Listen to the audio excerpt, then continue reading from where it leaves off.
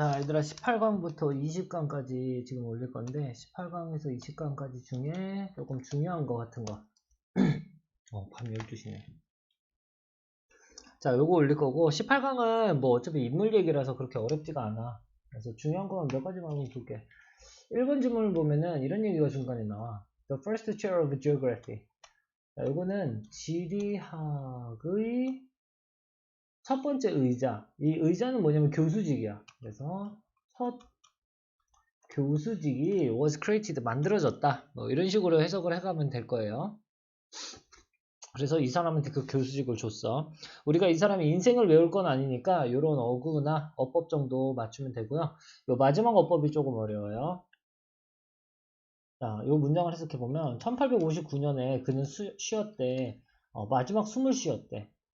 자, 그게 그 연도가 언제냐? 바로 험볼트라는 사람이 또한 expired 한 연도야. 그래서 이 연도를 꾸며주는데 뒤에 expire이 무슨 뜻이냐면은 만기가 되다야. 근데 우리 사람이 만기가 되다 하면 어떻게 된 거야? 돌아가신 거지. 그치? 이것도 그래서 돌아가신 거예요.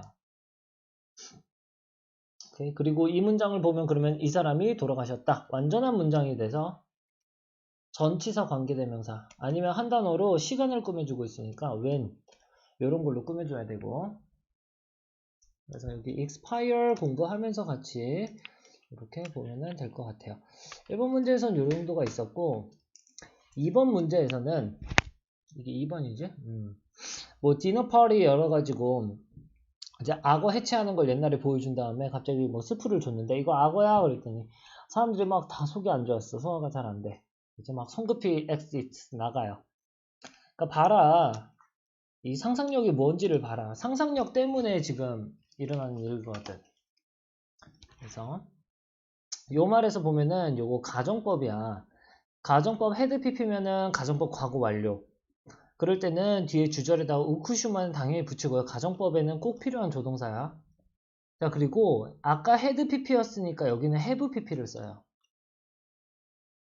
오케이?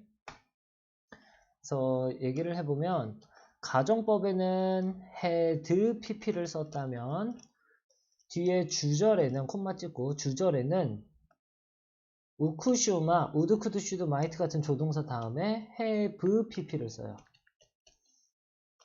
이렇게 시제 차이가 나. 가정법은 당연히 가정을 먼저 하고 그 다음 결과가 나오다 보니까 시제 차이가 이렇게 나요. 여기 헤드 PP, 여기도 헤드 PP 쓰면 안 돼. 참고로 뭐 조동사 뒤에 헤드를 쓰진 않겠지. 그리고 네? 그래서 문제가 나온다면 한 가지 가능성은 앞에가 have PP인 경우 이때 안 돼요. have PP 똑같으면 안 돼. 그래서 가정법은 이렇게 시제 차이 난다. 해석해보면 만약 내가 말했으면 그들에게 it was turtle이다. 그것은 bird's nest soup다 라고 말했으면 they would have pronounced. 그는 말했을 거야. 그들은 그것을 훌륭하다고 말했을 거야. 그리고 그들의 소화는 또 would have pp. 어땠었을 거야? 소화가 none the worse. 더 나쁘지 않았었을 거야. 그러니까 괜찮았을 거야. 오케이? 오케이, 괜찮았을 거야. 근데 이걸 악어라고 말하니까 사람들이 막 성급히 나가고 우악 우액 하고 있죠. 자, 이제 그리고 19강으로 넘어갈게요. 저 2번 아니었나? 몇 번인지 까먹었다. 자, 19강에서 2번 문제를 할 거고 20강에서 4번 문제를 할 거예요. 각각 한 문제씩이 조금 중요한데 특히 19강의 2번이 중요해요. 지금 18, 19, 20 특히 19강 시험 들어가는 사람들은요 2번을 꼭 별표를 쳐놓고 요 지문을 좀 빡세게 공부를 하세요. 자, 왜 그런지 보자. 자, put out into simplest. 가장 간단하게 놓아지면, 자, 요거 pp야.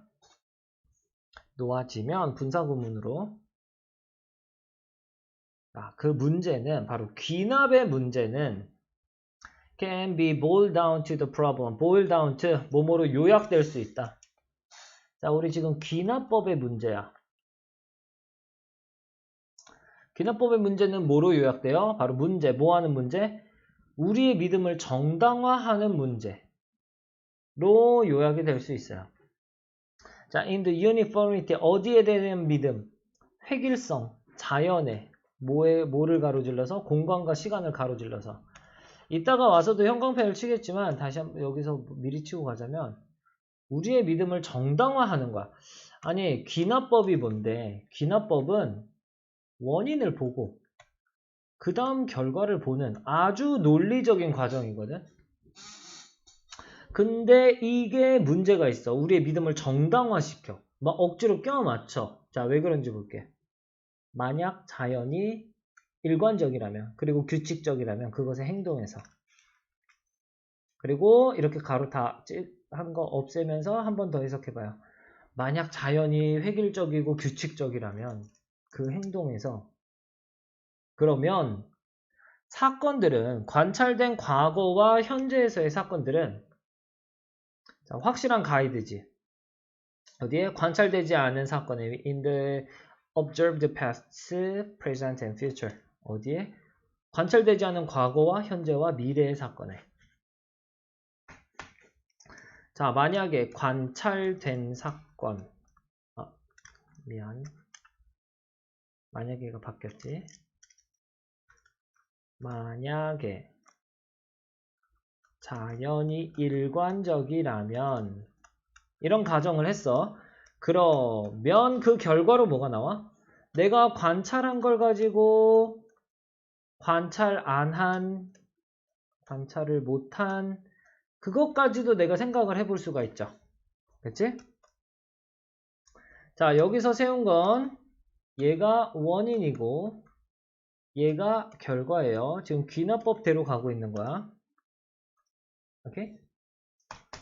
자, 자연이 일관적이면 당연히 관찰한 과거의 사건이나 현재 사건을 가지고 이게 가이드가 돼가지고 뭐가 되겠어? 어디를 볼 수 있겠어? 비관찰된 사건을 볼 수 있겠지. 아직까지는 문제 아니야. 지금 우리 귀납법에 문제 얘기할 건데 여기는 문제가 아니야. 하지만 유일한 근거는 for believing, 이렇게 믿는 뭐를? That nature is uniform. 자연이 획일적이라고 믿는 유일한 근거는, 그럼 얘에 대한 원인을 얘기할 거야. 자, 자연이 획일적이다, 자연이 일관적이다라는 거에 대한 원인을 얘기할 거야. 오케이? 그 유일한 근거는 뭐다? Are observed events in the past and present. 이건 관찰된 사건이야, 과거와 현재. 잠깐만. 관찰된 사건이야. 우리 얘의 원인을 또 얘기를 할 건데 이 원인을 얘 가지고 얘기했죠. 즉 결과를 가지고 원인을 또 얘기하고 있어. 이게 귀납법에 맞아? 안 맞지? 이걸 지금 뭐 하고 있는 상태야? 정당화하고 있는 상태지. 아니, 원인을 다른 걸 얘기해야 되는데 이 원인을, 아까 나온 결과를 가지고 다시 원인을 얘기하고 있어. 그럼 얘는 결과이자 다시 원인이 되는 거야. 오케이? 이 말이 뭐다? 즉 정당화를 하고 있는 거다. 자, 조금 더 정확하게 보면 perhaps to be precise, 더 정확하게 보면요. We should only count. 우리는 의존할 수밖에 없어. 관찰된 사건, 현재에 관찰된 사건에. 과거도 아니야. 현재에 의존을 하는 거야. 특히나 when claims about the past, 과거에 대한 주장이 또 의존하고 있을 때, 어느 가정에 about the uniform operation of nature, 자연의 획일적인 작용에 대해서 가정에 의존하고 있을 때. 봐봐, 과거에 대해서 주장을 하는데 얘가 또 이거에 의존하고 있어. 자연이 일관적일 거야, 자연은 일관적으로 작동할 거야 라는 이 생각, 가정에 의존하고 있어. 이 순서로 볼게요. 야, 우리가 관찰된 거를 이걸 볼 건데 얘가 또 이거에 의존하고 있어. 근데 이건 또 어디에 의존해? 관찰된 사건에 의존해. 그럼 이게 다시 원인이 되고 또 결과가 되고 원인이 되고 원인이 돼서 결과가 되고 왔다 갔다 왔다 이 안에서만 노는 거예요. 그러니까 거의 무한동력이야, 어떻게 보면. 즉 A가 원인이 돼서 B라는 결과가 나왔으면 뭐 이거에 대한 원인을 얘기할 땐 다른 걸 얘기를 해야 되고 이거에 대한 결과를 얘기할 때도 다른 걸 얘기해야 되는데 그렇지 않고 얘는 그냥 A가 원인이고 B가 결과인데 이 결과를 에이, 바보야. 이거를 또다시 원인으로 보고 이걸 거꾸로 가서 이걸 또 결과로 보고 왔다 갔다 원인 결과가 서로 그냥 이렇게만 돌아가게 정당화시키고 있는 거지. 그치? 이게 바로 뭐다? 귀납의 문제다. 가장 단순하게 봤을 때 귀납의 문제, 즉 자연의 획일성에 대한 우리의 믿음을 정당화시키고 있는 문제가 나와버렸지. 자, 그러면 we can then, 우리는 그러고 나서 go beyond, 더 넘어설 수가 없어요. 관찰된 사건을 넘어설 수가 없어. 뭐 하지 않으면? 바로 가정을 하지 않으면. The very thing, 바로 그것. 우리가 증명해야 될 바로 그것을 가정하지 않으면 관찰된 사건 이상으로 넘어갈 수가 없지. 증명을 더 해내야 돼. 더 해내야 되는데 그거 없으면은 그냥 요 안에서만 노는 거야. 즉, that 뭐라는 거야? Unobserved part of the world, 세상에 관찰되지 않은 부분은 작동한다. 똑같은 방식으로 뭐랑? 우리가 관찰하는 부분. 즉, 관찰하는 부분과 관찰하지 않은 부분이 똑같은 방식으로 작용한다는 걸 증명을 해내야 이게 작동이 되는데 이거 없으면, 이거를 증명을 못 해내면, 가정을 못하고 하면 당연히 관찰된 사건 이상으로 넘어갈 수는 없지. 말이 확실히 어려워. 계속 똑같이 안에서 돈다 이거야. 자, 그러므로 believing, 믿는 것은, 대절을 믿는 것은 태양은 아마도 안 뜰 것이다 내일은 라고 믿는 건 엄격히 말하면 비논리적이지가 않아요. 부정 없애자. 논리적이야. 내일 태양 안 뜰 거라고 생각하는 거는 어떻게 보면 논리적이지. 왜? 원인과 결과 마음대로 왔다 갔다 하고 있으니까 다 파괴. 야, 말도 안 돼. 자연은 일관적일 거다라고 했는데 이게 파괴되니까 당연히 내일 태양이 안 뜰 거라고 생각하는 것도 논리적일 수 있지. 오케이?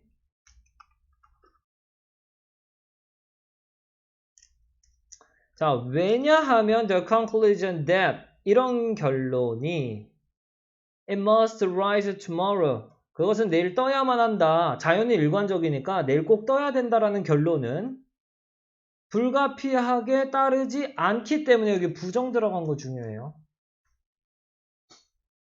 자, 뭐로부터 따라오지 않기 때문에 과거의 경험으로부터 따라오지 않기 때문에 지금 원인과 결과를 지 마음대로 정당화만 시키고 있으니까 오케이? 내가 과거에 관찰한 거가 내일 어제는 해가 떴네. 그러면 내일도 떠. 왜? 일관적이니까. 자연은 일관적이니까. 그럼 과거에 본 거 가지고 미래나 이걸 예측할 수 있어. 이렇다는 게 지금 다 파괴됐어. 그러면 내일 해가 뜰 거라는 결론은 여기서부터 못 나오는 거지. 다 파괴됐으니까 과거의 관찰로부터 나올 수가 없기 때문에 그냥 내일 안 뜬다고 생각하는 것도 논리적이야. 오케이? 그래서 이 특히 마지막 말을 알아둬야 돼요. 이게 비논리적이지가 않다. 즉 내일 안 뜨는 것도 말이 된다. 왜? 이건 과거의 경험으로부터 지금 과거의 관찰로부터 나오는 게 아니기 때문에. 즉 이 관계는 지금 다 파괴됐기 때문에. 원인과 결과 관계가 그냥 난장판이 됐기 때문에. 서로 안 맞기 때문에. 정당화의 관계이기 때문에. 말을 굉장히 어렵게 했어. 그치? 이거 뭐야? 이거 뭐 정신 하나도 못 차리겠어. 자, 형광펜을 다시 쳐보면서 공부를 꼭 해야 되는 부분은 뭐냐? 결국 믿음의 정당화야. 정당화를 하면 안 되거든. 이 귀납법에서는 이렇게 정당화를 시키면 문제가 돼요. 오케이? 여기까지는 괜찮았어. 야, 만약 자연이 일관적이라고 생각하면 그러면 관찰된 사건 가지고 슈어한 가이드로 볼 수 있지. 비관찰된 사건에. 하지만 우리가 자연이 일관적일 거라는 이 원인을 믿는 또 한 가지 원인은 뭐냐면 또 이 아까 그 결과 가지고 원인을 봐야 돼. 오케이? 뭐 가로친 말은 그렇게 중요하진 않아요.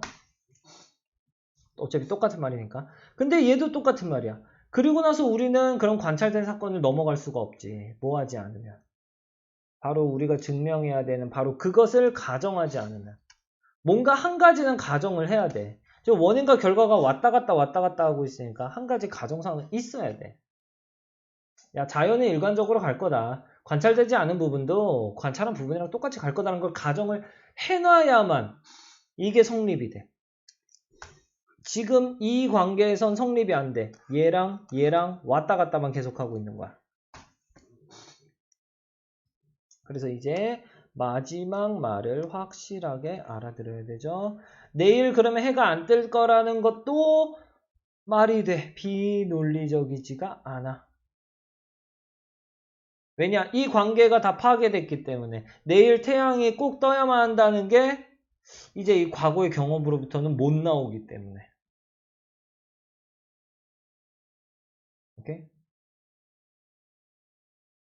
요런 말들 확실하게 이해하고 얘가 가장 빈칸에 유력해요.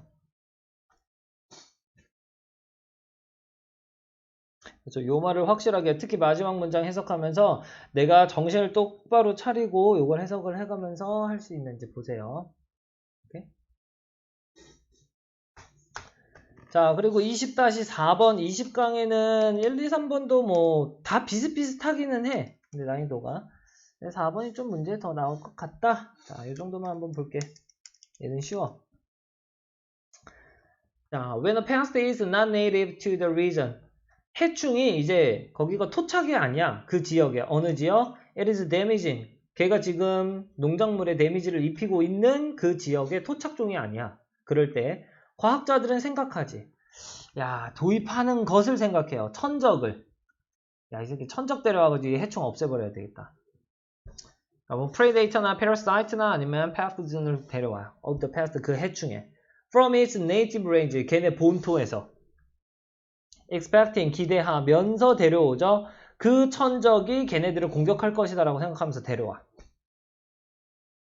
자, 아니면은 그 대신에 그 대안적으로 또 다른 것도 할 수 있는데 과학자들은 생각할 수 있어. 또 이제 수입을 해오는 걸. 바이오 컨트롤 에이전트를. 생물 통제 인자를 데려오는 걸 생각해. 아까는 천적을 데려왔고, 야, 천적 말고 그 대안은 또 뭐 있냐? 대안적으로는 또 생물 통제 인자를 데려오자. 해외로부터. 근데 어떤 바로 그 해충이 has never encountered 마주쳐 본 적 없는 해외로부터는 이상하죠? 마주쳐 본 적 없는 그 생물 통제 인자 에이전트를 꾸며줘. 위치로 바뀔 수 있죠.